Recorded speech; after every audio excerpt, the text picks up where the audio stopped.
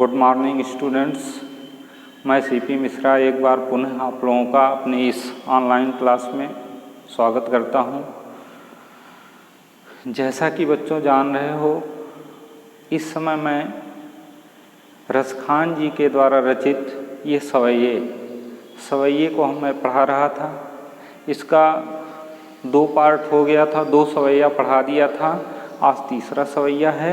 ये class 9th के बच्चों के लिए है। क्लास 9th के बच्चों का ये सवैया जो रसखान जी के द्वारा रचित है, ये सवैया यहाँ पर आइए हम लोग मिल कर के देखते हैं। मोर पखा सिर ऊपर रखियों, गुंज की माल गरे पहिरोंगी।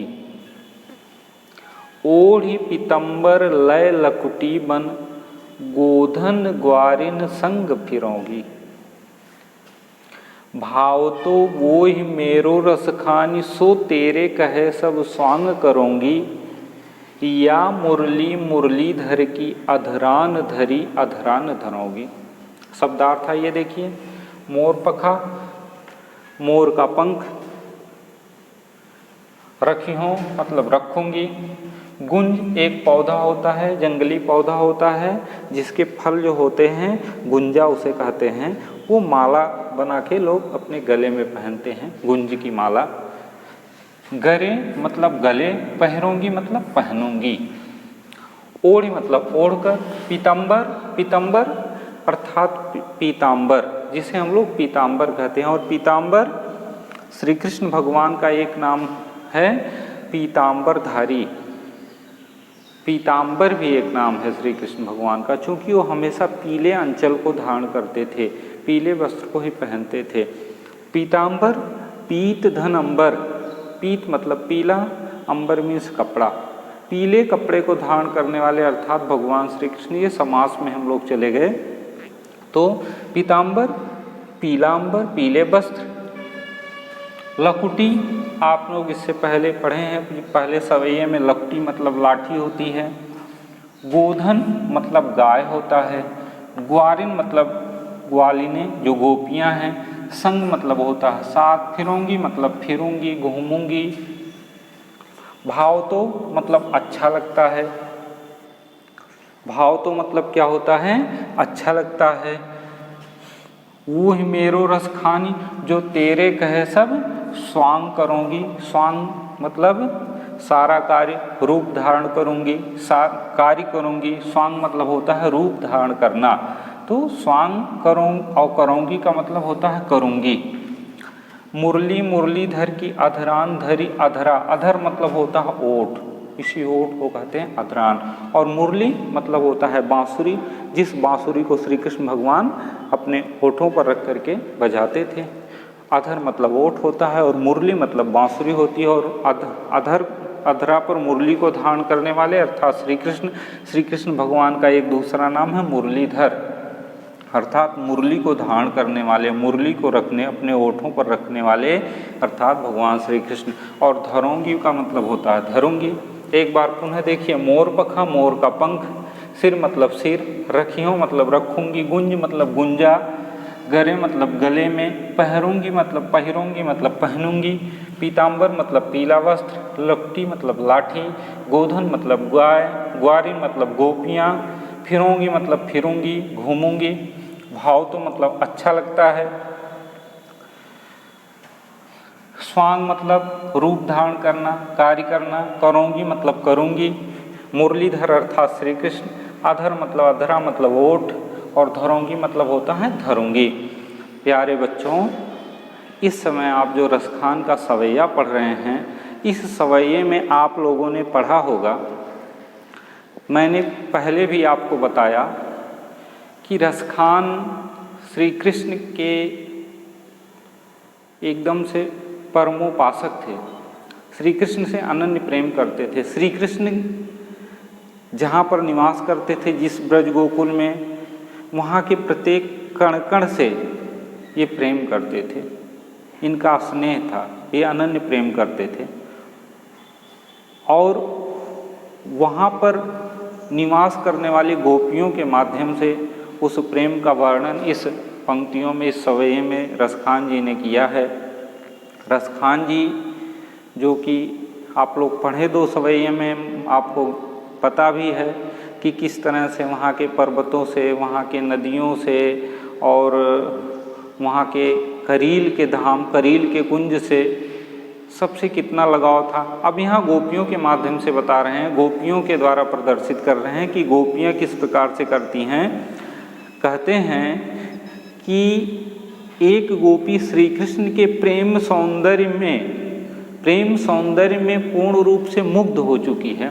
गोपी श्री कृष्ण के प्रेम सौंदर्य में मुग्ध हो गई है, आसक्त हो गई है और मुग्ध होकर के अपने दूसरे गोपी से कहती है। एक सखी श्री कृष्ण के प्रेम में मुग्ध हो चुकी है और मुग्ध होते हुए वह गोपी अपने दूसरी गोपी सखी से कहती है, गोपी से कहती है कि हे सखी, मोर पखा सिर ऊपर रखी हों, गुंज की माल गरे पहरोंगी। मतलब मोर का पखा, श्री कृष्ण भगवान जो मुकुट को अपने सिर पर पहनते थे उसमें मोर का पंख लगा रहता था और गले में गुंजे की माला पहने रहते थे। श्री कृष्ण भगवान हमेशा पहने रहते थे। तो एक गोपी श्री कृष्ण के रूप पर आसक्त हो चुकी है, एकदम से मुग्ध हो गई है और उनके सौंदर्य पर मुग्ध होते हुए कहती है दूसरे गोपी से कि हे सखी, मोर पंख को अपने सिर में धारण करने वाले श्री कृष्ण के तरह से हम भी अपने सिर के ऊपर मोर के पंख को और गले में गुंजे की माला को पहनूंगी। एक सखी श्री कृष्ण के सौंदर्य पर आसक्त हो चुकी है और अपने दूसरे गोपी से कहती है कि हे सखी, मोर पंख को मैं अपने सिर पर और गुंजे की माला को अपने गले में पहनूंगी। मतलब मोर के पंख को अपने सिर पर रखूंगी, जिस प्रकार से श्री कृष्ण मोर के पंख को अपने मुकुट में धारण करते थे, सिर पर रखते थे, उसी प्रकार से मैं भी श्री कृष्ण के तरह मोर पंख को सिर पे रखूंगी और गुंजे की माला को बना करके अपने गले में पहनूंगी। और ओढ़ी पीतम्बर लय लखटी बन, ओढ़ी पीतम्बर पीले वस्त्र को ओढ़ करके, पीले पट को धारण करके गोधन ग्वारिन संग फिरूंगी, बन गोधन ग्वारिन संग फिरूंगी। कहती है गोपी, पीले वस्त्र को धारण करके श्री कृष्ण के भांति, श्री कृष्ण की तरह ही हम भी लकुटी को लेकर के, लाठी को लेकर के गायों के पीछे ग्वालिनों के साथ, अन्य गोपियों के साथ बन फिरूंगी, बन घूमूंगी। गोपी कहती है कि पीले वस्त्र को धारण करके, लाठी को लेकर के श्री कृष्ण की भांति हम भी गायों के पीछे पीछे अन्य गोपियों के साथ फिरूंगी, मतलब घूमूंगी। भाव तो वो ही मेरो रसखान, भाव तो मतलब जो अच्छा लगता था।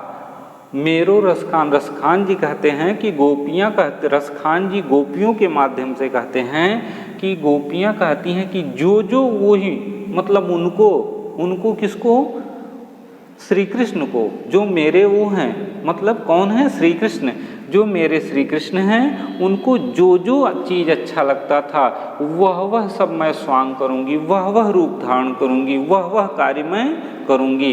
अर्थात गोपी कहती है, रसखान जी गोपियों के माध्यम से कहते हैं कि गोपियाँ कहती हैं कि जो हमारे श्री कृष्ण को अच्छा लगता था वह सब कुछ मैं कार्य करूंगी, किंतु या मुरलीधर की अधरान धरी अधरान धरोगी, लेकिन मैं मुरली को अपने ओठों पर नहीं रखूंगी, उस बांसुरी को मैं अपने ओठों पर नहीं रखूंगी, जिस मुरली को श्री कृष्ण अपने ओठों पर धारण करते थे, क्योंकि उसी मुरली की वजह से, उसी बांसुरी की वजह से श्री कृष्ण हमको दूर कर दिए हैं। आज हम उसी बांसुरी की वजह से श्री कृष्ण से दूर हो चुके हैं, तो हम उस मुरली को, उस बांसुरी को अपने ओठों पर नहीं रखूंगी। इसके अतिरिक्त मैं वो सब कार्य करूंगी जो श्री कृष्ण को अच्छा लगता था, जो श्री कृष्ण करते थे, वह सब कार्य मैं करूंगी।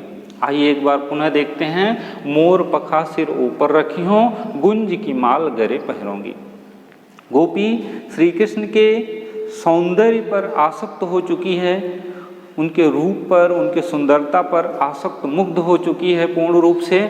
और एक गोपी अपनी दूसरे गोपी सखी से कहती है कि हे सखी, मोर के पंख को अपने सिर पर रख करके और गुंज की माला को अपने गले में पहनूंगी, पीले वस्त्र को ओढ़ करके, पीले वस्त्र को धारण करके लाठी को लेकर के श्री कृष्ण की भांति मैं भी गायों के पीछे अपने अन्य गोपियों के साथ फिरूंगी, मतलब घूमूंगी। भाव तो वो ही मेरो रसखान जो तेरे कहे सब स्वांग करूंगी। रसखान जी गोपियों के माध्यम से कहते हैं कि गोपियां कहती हैं जो जो चीज़ श्री कृष्ण को अच्छा लगता था वह सब मैं करने के लिए तैयार हूँ, वह सब मैं कार्य करूँगी, वह सारा रूप धारण मैं करूँगी, किंतु क्या नहीं करूँगी, या मुरली मुरलीधर की अधरान धरी अधरान धराऊँगी। उस मुरली को जो श्री कृष्ण अपने ओठों पर धारण करते थे, उस मुरली को मैं अपने ओठों पर नहीं धारण करूँगी, क्योंकि उस मुरली ने ही हमको श्री कृष्ण से दूर कर दिया है। इसलिए मैं वो सब कार्य करूँगी, किंतु उस मुरली को अपने होठों पर धारण नहीं करूँगी। इस प्रकार से बच्चों इसका भावार्थ संपन्न होता है। इसमें अधरान धरी अधरान धराऊँगी, देखिए इसमें आ वर्ण की आवृत्ति, धा वर्ण की आवृत्ति, ये तमाम चीज़ें आती हैं। तो अनुप्रास अलंकार, यहाँ पर यमक अलंकार भी इस पंक्ति में है और इसको आप लोग पढ़ेंगे, शब्दार्थ समझेंगे। जो नहीं आया होगा उसको हमारे नंबर के माध्यम से हमसे संपर्क करेंगे। आज के लिए बस इतना ही। अब मैं अपने वाणी को यहीं पर विराम देता हूँ और आशा भी करता हूँ कि आप लोग स्वस्थ रहेंगे, सुखी रहेंगे, हंसते रहेंगे, मुस्कुराते रहेंगे और मैं कल पुनः अपनी इस क्लास में आपसे मिलूँगा। तब तक के लिए बच्चों नमस्कार।